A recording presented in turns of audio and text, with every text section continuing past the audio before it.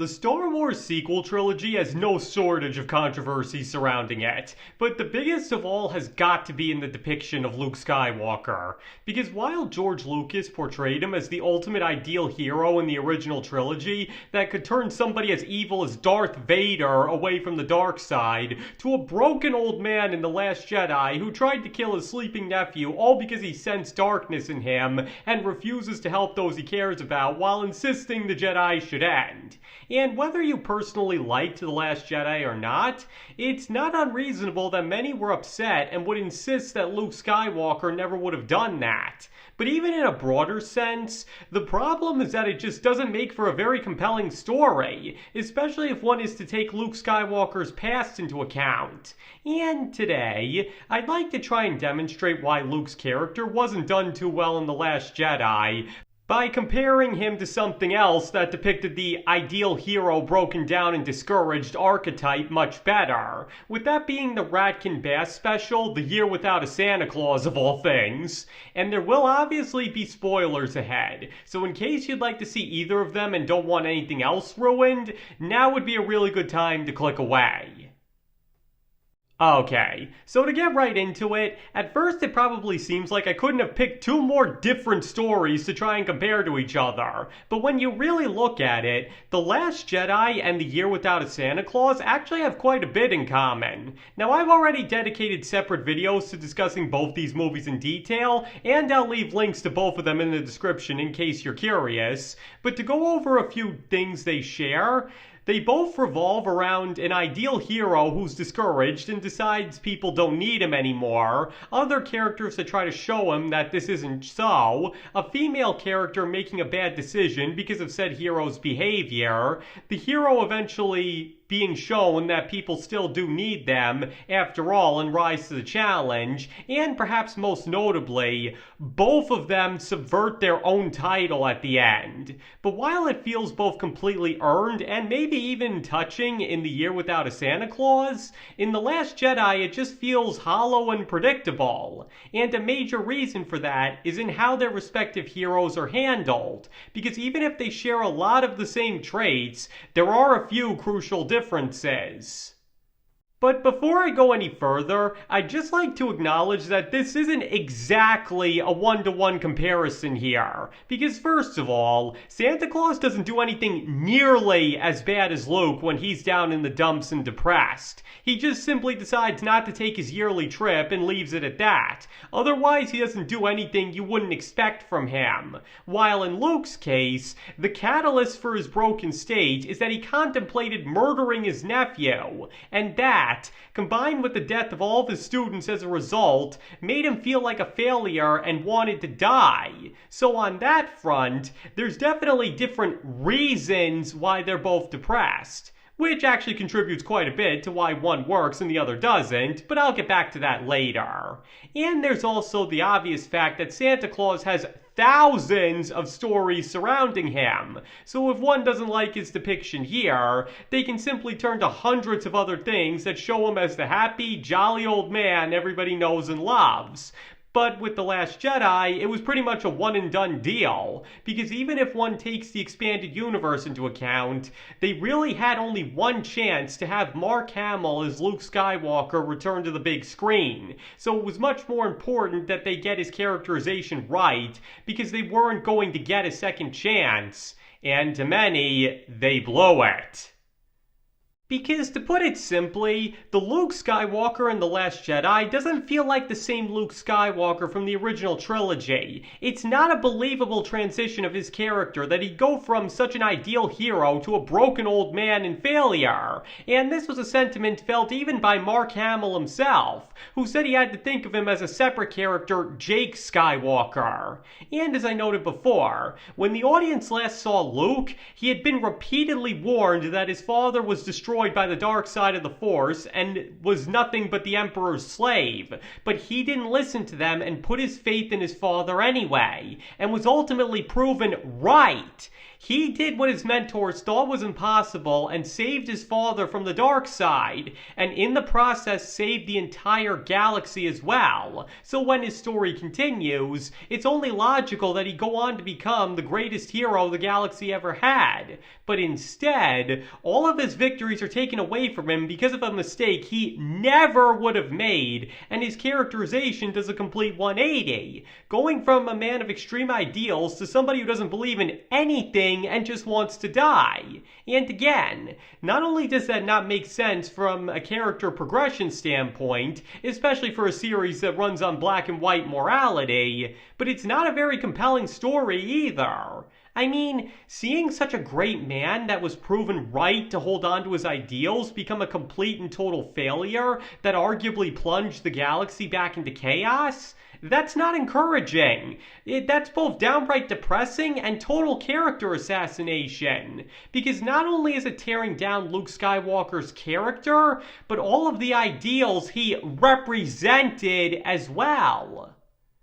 Now, just contrast this with Santa's characterization in The Year Without a Santa Claus, because the main source of Santa's depression here stems both from a bad cold, as well as a belief that nobody cares about him anymore, and that the Christmas magic that he's dedicated his entire life to spreading is gone. And right off the bat, this is a lot easier to swallow, even before the audience is shown later on that the world of this special does indeed have a lack of belief in Santa, even with his decision to skip Christmas making front page news. But despite his depression, he still otherwise acts like Santa Claus. It never takes his broken state too far. And an excellent example of that is when he rescues poor Vixen from the pound, because she's a baby reindeer that's sick from exposure to warm weather, and the way he takes care of her is exactly how you'd expect Santa to treat one of his reindeer. He's warm and fatherly to a fault, and that's exactly what he is with her. Or when he's a guest in Iggy's house, there's not a trace of cynicism or depression to be had, and he instead behaves like a jovial old man that's happy to have some pleasant company. The point here is, Santa may be discouraged, but it doesn't define his character here, as the Santa Claus everybody knows and loves is still very recognizable in spite of it, and that's what makes his depression more believable. And that's also what makes Santa's discouragement compelling, where Luke's isn't. Because a true hero isn't always defined by their greatest feats, but how they grapple with their own self-doubt. And simply put, having somebody who needs to live up to their own legend question if it's all worth it, to the point that they consider giving up before ultimately proving themselves worthy of that legendary title, is a lot more inspiring than becoming a total failure, having everything they feared come to fruition, and then not even be able to pick up the pieces once they come out of it.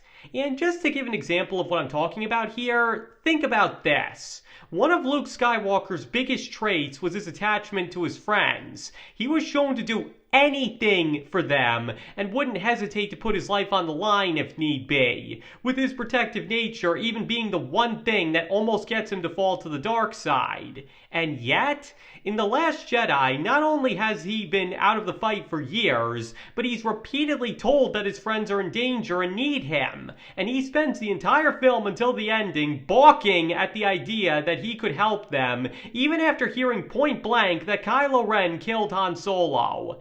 Now, just contrast this with Santa Claus, who's similarly not only a friend to all children, but takes really good care of those in his charge. So, despite not feeling well in mind or spirit, when he finds out that his wife sent out 2 of his elves and his smallest reindeer into the world, he not only immediately realizes that they're in terrible danger because of the Miser brothers, but doesn't hesitate for an instant to go out and try to save them. And that's exactly what Santa Claus would do, no matter how he was personally feeling. If somebody is in danger or needs his help, he's not going to let them down. And this only gets even worse when one considers their respective characters' motivations for becoming depressed and coming out of it in the end. Because as I noted before, Luke's self-exile basically amounts to self-pity and self-hatred, despite knowing that the wider galaxy needs him and that they're all suffering in his absence. And it's only when Yoda finally shows up and tells him that not only is failure a good thing, but the importance of learning and moving on from it, does he become inspired to do something. But here's the thing, not only did he already learn that particular lesson quite a few times throughout the original trilogy in a much more subtle manner, but considering the way he'd been acting, that's all it ends up taking to pull him out of his depression and do what he insisted he wouldn't? Now listen, you can love the movie if you want to, but as a man who's actually written books, I can safely say that that's not good character writing, because it's not even consistent with itself, let alone what came before. And that's another major reason why it isn't even compelling to see Luke so broken, because his character is so inconsistent that he ends up coming across as selfish and stubborn, rather than hating himself so much that he can't see what's right in front of him.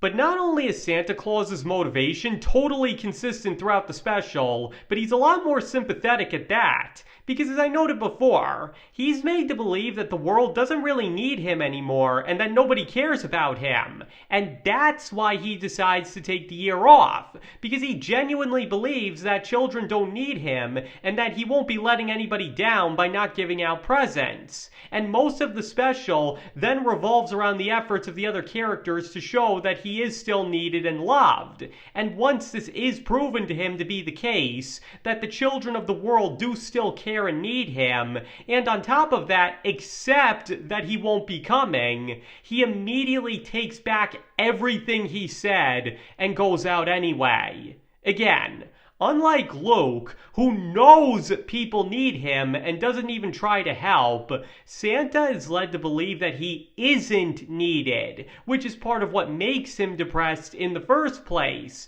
And the moment he's proven wrong about that, he doesn't hesitate to fulfill his duties with cheerful enthusiasm. So not only is the source of his doubts much more palatable, but his reason for coming out of them are as well. Because to put it as simply as possible, the year without a Santa Claus is a reminder that even the best of us need encouragement sometimes and might question themselves from time to time. Everybody is only human and can lose their way, but what makes them so great is that they always rise to the challenge anyway, even if they sometimes need a little help in doing it. And what's particularly notable about the special is that it never once blames Santa himself for the way he's feeling or his desire to take the year off. He's never made out to be in the wrong for having doubts and being depressed at the thought that everything he does may be for nothing, but is instead portrayed, as I just got through saying, as simply a great man who needs a little love, appreciation, and encouragement for a change after giving so much to others. And this is why the special is centered around the other characters' attempts to get his spirit back.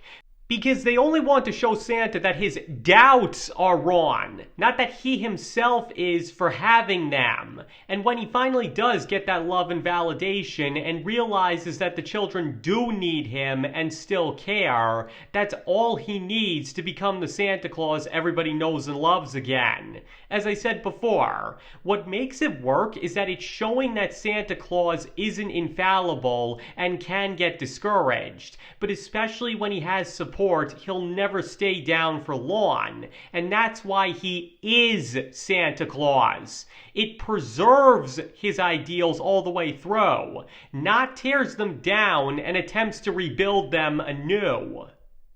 But with Luke in The Last Jedi, the narrative goes out of its way to present everything as his fault from the outset. He made Kylo Ren fall to the dark side, which caused him to kill his students, have the First Order take over, and kill Han Solo. And it only continues to portray him as in the wrong when he refuses to train Rey and only makes things difficult for her. And when she leaves, he's more confused than ever and has to have his own dead mentor finally set him straight. The point is, There's no respect here, not for the character or what he represented. Even in the original trilogy, when Luke made a ton of mistakes, the narrative still treated him with respect, and it was clear why he was making those mistakes.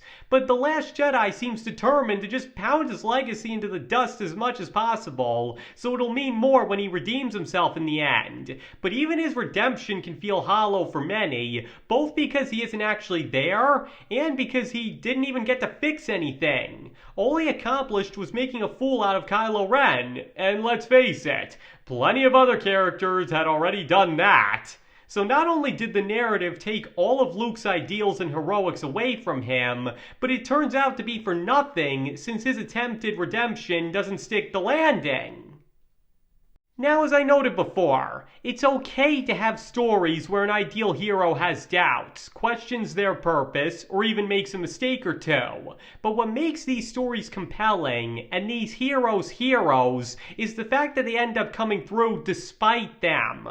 Frankly, The Last Jedi could have worked a lot better if Luke's character had been closer to Santa Claus's, with him making a single, yet pretty serious mistake, and this causing him to doubt himself until he realizes that people need him, at which point he doesn't hesitate to step back into action and the Luke Skywalker everybody knows and loves returns. Because that actually makes for an inspiring story where The Last Jedi doesn't, and it's basically just a Star Wars-ified version of what was done in The Year Without a Santa Claus. Because it's true, even the greatest heroes have moments of weakness, and that's an important message to send to people. But The Last Jedi just takes Luke Skywalker's depiction way too far. He could have doubts, but to be totally broken and have his entire legacy erased based off a single mistake that many would argue he never would have made in the first place, and then barely makes up for all of this on top of that?